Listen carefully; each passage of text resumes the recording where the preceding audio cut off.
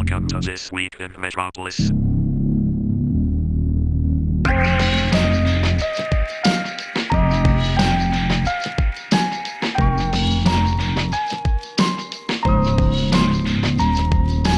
transmission will begin shortly. King P here. And Steelio7, and welcome to another week in Metropolis. Quite a lot of news this week that has caught my eye, and I'm going to start off with what I think is the most interesting one, which is Google-related news.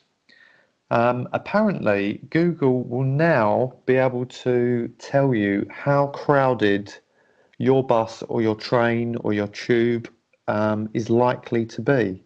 So when you're planning your journey, you often, I used to get the bus to work. And I used to travel on the London Underground when I worked in London.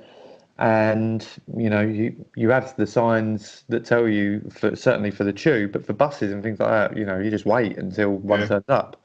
But this now, Google Maps has got pretty good at being able to tell you when you need to be at a stop, I think, for your bus. But that will be purely down to timetable rather than kind of how busy it is, or if it's. Well, does it know when the bus is? Well, apparently, Google's been collecting data for months now.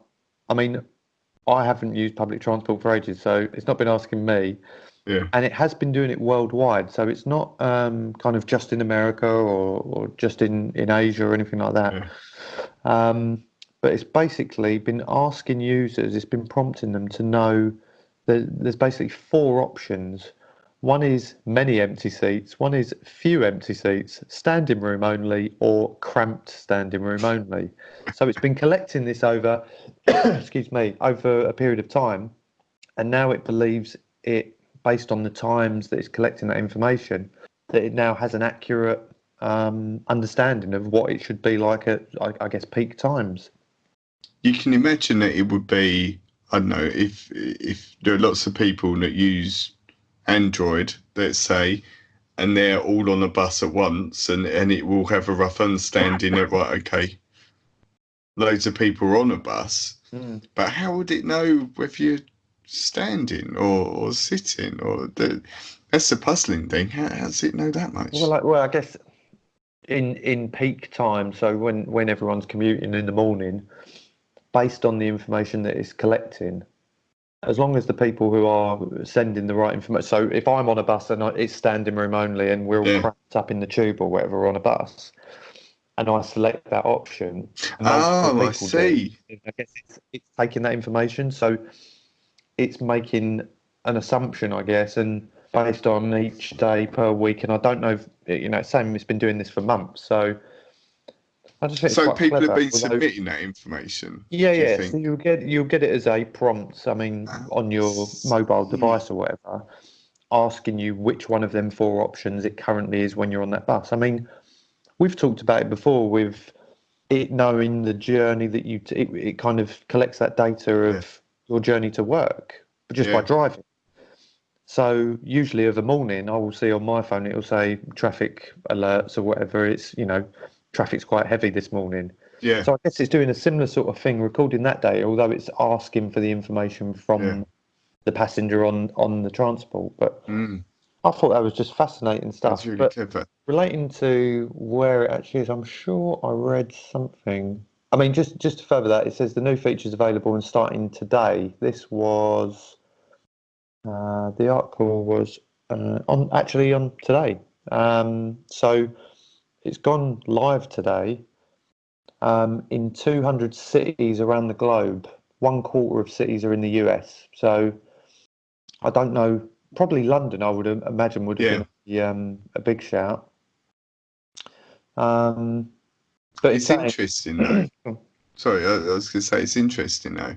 That surely depending how many people use the feature, surely it's then going to shift the busy periods, because everyone's going to be looking and thinking, I better not get on the bus now. Yeah. And wait 10 minutes, and then maybe it's then busier 10 minutes later. Well, that's it. It actually uses that as an example, because it says you may see a notification on your phone that says, I don't know, Circle Line usually has standing room only at 9:40 a.m. That may or may not be enough information to change your commuting decisions, but it certainly helps take some of the sting out of seeing an extremely crowded train. Amazing. But like you say, then it may follow on to, within the next half an hour or whatever. So I mean, your work commitments are kind of still have to come into that as well, You surely. still have to go on the train at a certain I'm not time, going to don't go. Yeah, I won't go in till midday. It's quiet then. you? Yeah. Crazy. And I guess stuff like that's only gonna improve as such, isn't Well, it? it In becomes more terms of intelligent. exactly. With some of the thing. What was we talking about? Um, was it Amazon where it could tell your mood and Yeah. things like that? Yeah. I guess as devices become more aware of their surroundings, then it's gonna do that. Very clever. Endlessly. They're linked to that. Well, not really linked to that, but on the technology front, I was reading this week that a Walmart in Mexico, so Walmart, huge supermarket company, they're allowing you to, instead of the usual online shopping service that everyone has probably used once or twice, where you select your items individually and so on. They're allowing people to order via WhatsApp. And what you can do, and the example that was given in the article I read, you don't even need to type your list out. So it's not as if you need to go on there and sort of one by one put all the items on there. If you've walked around the kitchen or whatever, as most people do, and has written a shopping list like you would to go to the supermarket, you can just take a picture of that. Even if it's a handwritten shopping list, take a picture, message it to them, and they will deliver it. And the amazing thing is, it's a Walmart-owned thing called Superama, which I think is the best name ever for a supermarket. They charge $2.55 for delivery within 90 minutes, which I think is pretty good. Amazing. Or you can pay slightly less, and they'll deliver it in a slightly sort of a longer time. But $2? $2, yeah, within 90 minutes you get all your shopping. That's amazing. I think is absolutely fantastic, isn't it? And it's apparently this company. Okay, so it's a fairly small rollout. So it's 92 of its 2,500 stores in Mexico. But it's a trial thing, isn't it? Because all this will do is prompt. It's one of them things. If it works and then the custom kind of increases, then other supermarket chains will look at it and go, maybe we should try this. What an amazing idea, isn't it? Yeah, I use delivery for shopping, not to that level. Like I'll do a big food shop, and I think if I do it before, I want to say something like 11 o'clock of an evening UK time, depending on what slots are available, I can usually get it the next day. Yeah. But it is a matter of going on the app and then selecting all your goods, seeing what offers there are, and not just like I need this, and this, send a picture of it and it comes, and not for $2 either. Or exactly. It's normally a lot more expensive, isn't it? Yeah, that's so good. And thinking of again in the UK where we are, the closest I've come in terms of time frame, I think, is Argos do same day delivery. I think on certain items. And I remember ordering something, a lawnmower, ordering a lawnmower at about 3 o'clock in the afternoon, and it got to us by 7. Wow, so, I mean that's pretty impressive for the UK. Yeah, for the UK and for living in not a very big town, amazing. And I think it must be to do with, and I'm guessing what Walmart do is, because it's delivered directly from your local store rather than a fulfillment center or something like that. As long as that store has the stock, they know they can get it to you really, really quickly. But the premium is normally the cost. And I remember when I paid, I think it was, it was certainly over £5 for that one item. But as you said, $2, it's something you'd happily do, wouldn't you? Yeah. I bet that takes off. I bet that takes off. Pretty amazing. Changing direction ever so slightly, and when I say slightly, I mean a lot. I've got a couple of bits of movie news to talk to you about, but before I do that, a few people have been asking me if we're going to talk about Chernobyl, which was the series that was just done on Sky Atlantic. Yeah. I don't know what that would have been on in America, but whoever it was. HBO, I think it's made by, isn't it? I'm sure it's HBO. Yeah, I think it is. We will be talking about that at some point because it was incredible. However, you're currently watching it. Yes. And I've been prompting you on a daily basis to finish it because there's only 5 episodes. And I've watched one, so therefore it's only 4. So, it's all my fault. Yeah. We will, to them dedicated listeners, be talking about at some point. The first short bit of news I've got to tell you, and we seem to talk about this on a weekly basis, is more John Cena. No, not John Cena. More Avengers Endgame news.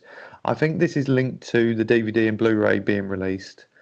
But apparently, the headline that I saw, and I was like, I didn't realise there was a wait, but it says, the wait is over. Fat Thor now has an official name. And this is actually in the information that's been kind of revealed by Marvel for the release of the film on digital platform, and the sentence says it explains kind of what's happened to Thor and the fact that his physique he's let himself go and all that. Ends up piling on the weight, and it says the internet dubbed our new portly protector as Fat Thor, but the special feature calls him Bro Thor. His appearance has changed, but his heroism remains, the description reads. Go behind the scenes to see how Bro Thor was created. Is that even a story? Do you know what I mean? Who's been asking this question? Who's been thinking, oh, well, he's Thor and he's fat, but has he actually got a name? Yeah, I mean, I did think of him as Fat Thor, but I don't get what Bro is all about. No, I don't either. Strange reveal for that, but there's other bits on there about all the special features that are going to be on the DVD and Blu-ray, which does look quite interesting. There's a special feature on Stan Lee, which is quite touching, I think. Which isn't that correct me if I'm wrong. I'm sure I saw last week when we was talking about the whole we're adding 7 minutes to it. Isn't there some sort of tribute to him on that as well? I'm sure that's part of it. So I don't know whether it's the same thing. Yeah, it wouldn't surprise me if they did add some of this stuff from the film, from the digital stuff onto the movie, just to pad it out a bit more at the end. Yeah. That's my weekly Avengers news. But the one I wanted to talk to you about, which I've seen advertised quite a bit recently, is this new film that's been released called Yesterday. Now, I think it actually is quite a clever idea. I like Danny Boyle movies. I think they're pretty decent. He's involved. And I think, correct me if I'm wrong, Richard Curtis, he's also involved in this. Yeah. It's them two have done it together. I know Ed Sheeran's got a cameo in there as Ed Sheeran. I think he's in it quite a bit as well. But for those who don't know, the story is basically this young musician who's kind of lost his way a bit, and I think he's thinking of giving up. And then all of a sudden there's like an electrical blackout across the globe. I think he's involved in an accident, if I'm correct. I saw an interview with him talking about it, so I'm pretty sure there's an accident. Then when he comes round, for some reason, I don't know how it gets onto this, but the Beatles don't exist, as in the band Beatles. Yeah. But he obviously remembers them, knows all the songs, can play all the songs. And then he's in that kind of awkward position, like everyone's going, that music, like he's playing one of the songs and everyone's going, that's amazing. Yeah. And he's going, well, yeah, it's the Beatles. And they're like, who are the Beatles? And then he's in that kind of awkward position where he could propel his career get everything he wanted. And use all these songs and claim they're his own, or does he go about with them, honestly, and saying saying they're the Beatles? I'm guessing by the trailer he does the latter, because there's sort of scenes of him in the stadiums and stuff like that. So I take it he does. Yeah, well, it's probably that moral thing. I reckon he probably starts doing that, and then eventually, he probably gets a bit too big for his boots, and then probably has that kind of. It's got to end in a good way. But I just thought, and also, the guy who's the main character in it. Let me tell you his actual name. Himesh Patel, who was in EastEnders. As Tanwar, awesome character in EastEnders when I used to watch it. He actually played and sung all them songs. Wow! Actually, like he done it all on his own. Like it wasn't kind of someone else playing the music or anything like that. I think on the interviews that I've seen him do, like they've got him to play some of the songs on there. Like he sang Yesterday. That's really cool. The song and but there's a really cool line. I don't know if you've seen on the trailer where Ed Sheeran is listening to him sing "Hey Jude." Yeah. And he says, "I've got a great title for this. Hey Dude." Oh, I think he's playing the music and then he starts humming it or whatever. But I thought that was a funny little line. But I think that looks like a good movie. I do like the fact it's the theme now with I know with Rocket Man. It's called Rocket Man, isn't it? The Elton John one. Taron Egerton, who plays Elton John in it, sung all the songs. He did, and I think didn't in Bohemian Rhapsody. I think Rami Malek did a certain amount. I don't know whether he sung them completely, or did they sort of merge his voice with Freddie's or something. I'm sure there was some sort of input that he had. And I think that's quite nice, as long as it's not, the star, whoever it is, feels forced to do it. I think if it gives a little bit more credibility if they're having that sort of input. I think Rami Malek's was a little bit limited because of the teeth as well. Like he had a full set of teeth in, which couldn't have helped him with his singing. No, definitely. Elton John's, he definitely did. Yeah, I read about that.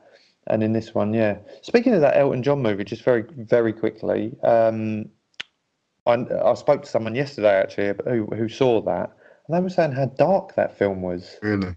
Yeah, and I mean, I wasn't as keen on seeing that as I was when we saw Bohemian Rhapsody. Yeah, Bohemian Rhapsody. But apparently, it was a really, really good film. So I might have to check that out. Definitely. I can see the appeal of the Yesterday film. I think that this may be a controversial statement, but I find it very difficult to like a lot of the British films that come out.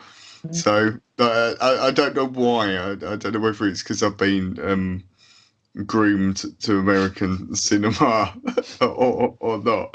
But Four Weddings and a Funeral, film like that, amazing. It's 4 Weddings Funeral, isn't it? Not 5 Weddings Funeral. I question myself, but there was definitely 4. Amazing film, and the Full Monty, I really like that as a film as well. But there are very few that I see, and I think, I really want to see it. I don't know why. It's a funny thing. I mean, it is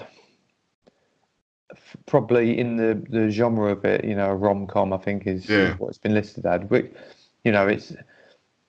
it's got to be something. For me, it's the Beatles element and the fact that I like the concept. That playlist of songs, and like we said when we went to see Bohemian Rhapsody, straight away you're like, oh god, I forgot about this song, or it brought back all their memories of listening to all Queen's back catalogue. And I think this would do the same with the Beatles to some extent. Plus, there's the quite unique storyline as well at the same time, which I thought was pretty good. But I think it's another sign for British movies at the moment. They're actually doing really well. Which is fantastic to see. Yeah, and the amount of British actors that we're seeing in top box office movies now, and even going to what we're going to talk about eventually in Chernobyl. Yeah, there's quite a few. I'd say predominantly, big British actors in that, who are quite well known for the roles that they play on British TV. or in British movies, in what is being considered one of the best series ever made. Well, I've got my last thing to talk about, which is something I know you will absolutely love. Pokemon. Yes. Obviously, Pokemon Go, I was not a fan because I'm not really a massive Pokemon fan anymore. I quite liked it when I was younger. Yeah.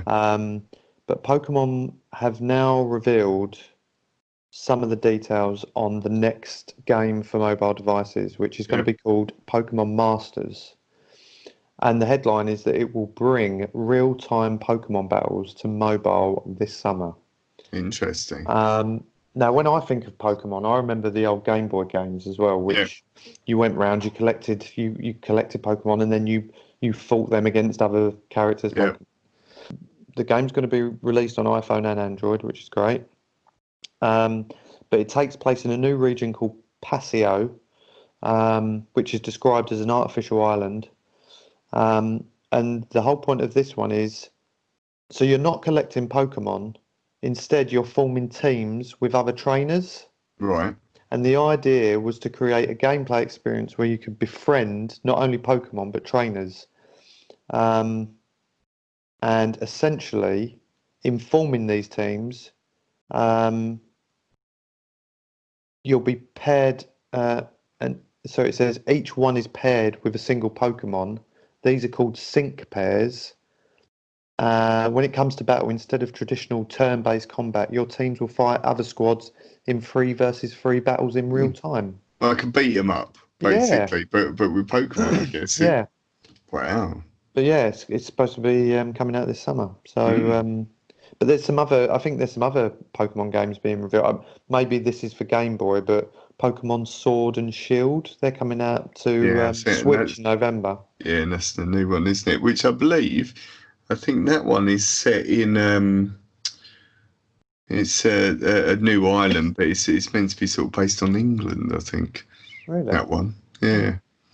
But no. Do you think? I mean, you was quite into Pokemon Go. Do you think you'll have time for Pokemon Masters? Probably not, because as well, I think the nice thing about Pokemon Go is it was very much it could be a solo affair if you wanted, you know. And I know it's changed a lot now since its original sort of conception. There is a lot of you can sort of battle in, do raids where you join up with lots of people and sort of beat a gym and that sort of thing. It was pretty cool. But it's still real world joined together almost, because you all have to be in that one location, so there'd have to be a load of you doing it.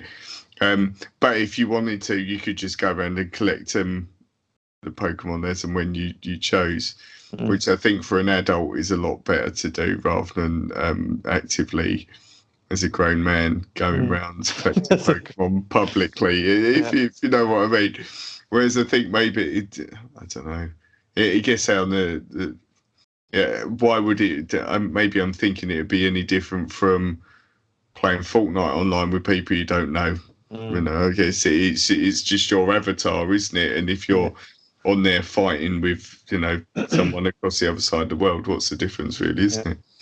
But I do just think that my final point, though, is I think it's a bit of a shame they're taking away from the traditional fighting, because that's sort of what makes Pokemon, isn't it? Less, I'm going to batter your head in. It's more of my Pokemon. I do Iron Tail or whatever it's called, and you know, you do it turn-based, don't you?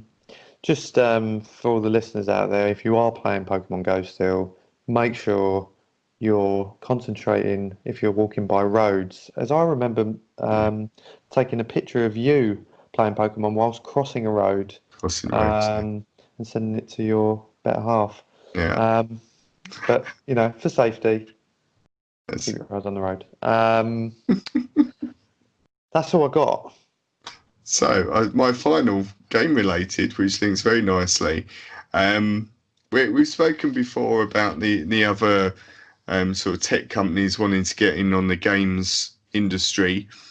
With Google with Stadia, we were talking about last week, and I believe previously we've talked about Apple and their gaming sort of plans, which I can't remember what their game service will be. But moving towards that, which I think this is a really, really positive step, especially for a company like Apple, who are normally quite protective on their technology and want to make everything themselves. On the iOS 13 update and iPad iOS update, it will mean that on your iPhone or on your iPad, you can use an Xbox controller or a PS4 controller, which I think is absolutely fantastic. So if you've invested the money to buy whatever game it is in the App Store, which there are quite a few big ones I think now, and it's not like it used to be where you had sort of basic sort of mobile games. You can get things like Fortnite and those sort of things on there now. You can use the controller you're used to playing with whatever console you've got, and really sort of turn it into that portable device where you can go anywhere, play your games, and yeah, I think it's an awesome idea. And it's nice from the point of view, as I said, Apple were one of those companies where, especially you find that with the headphones, if you want to buy new headphones or you want to buy an adapter, you have to buy an Apple product and it costs you an absolute fortune. To be able to use something you've already got that's still a high quality thing, amazing. It's certainly, how it should have been for quite a while. So just to get my head around this, it's not that you can play whatever game you've got on your console. Well, I'm glad you said that, because it leads to that as well. So you can, at the moment, it's just because these controllers are generally Bluetooth devices, you pair it like a Bluetooth device would. Up until this point, it was that the iPad or whatever wouldn't recognise those particular things, but now it does. But what some of the companies are bringing out, I think Sony may have done it for a while with remote play on the PS4. Yeah. So you can. I'm not sure whether it works via an app, for example, but it streams your console to the iPad or to the iPhone. So you could be playing FIFA or whatever you play on your PS4, stream to your iPad using your controller, which is great. Xbox, Microsoft have also revealed a very, very similar thing. So you're basically just, how they say is you're turning your Xbox One into a game server, basically. So you can play your entire Xbox One library on your iPad, which again, I think is fantastic, isn't it? Because it just gives you that absolute freedom with it, and for very little outlay as well. As I said, if you've already got one of those consoles, you've already got the controller and the mobile device. Mobile device. You can then just sync them all up. And then I guess it's just a matter of your internet speed and things like that, because the streaming side of it, you wouldn't want to start playing it as really laggy, but I guess with internet speeds now, and PlayStation did a similar thing with the TV. So PlayStation TV, maybe something like that, in the past. So it's funny. It seems like these companies have sort of tried it. There have been the sort of things happening, but now it's in the water with it. And now it just takes someone like Apple to say, "Oh, okay, then let's do it," and it opens that door, which is fantastic. I think it's sensible for them as well, because they don't probably want to. Although I'm sure they'd be fine if they did commit to a whole console or however they wanted to do it, to almost form partnerships and offer to spread or connect with the big gaming brands, then not doing themselves any harm, are they?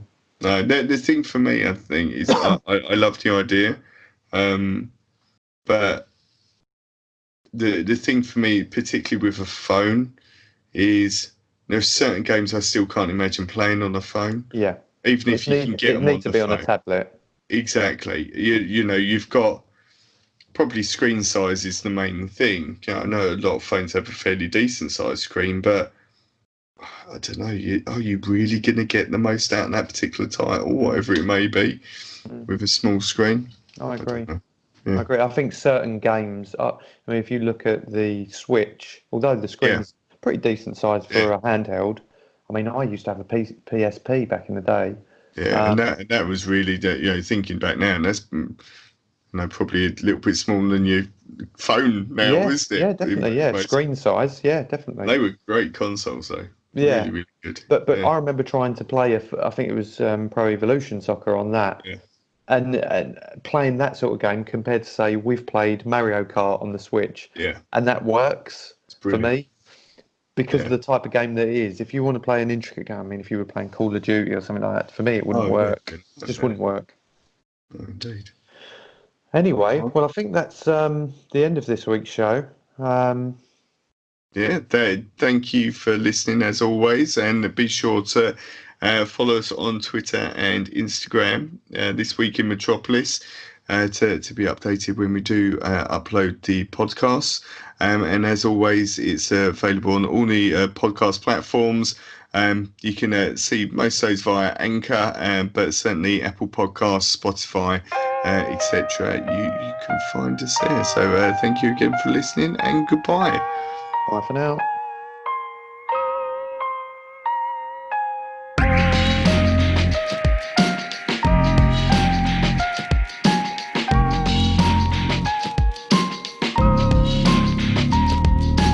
Thank you for listening. Transmission over.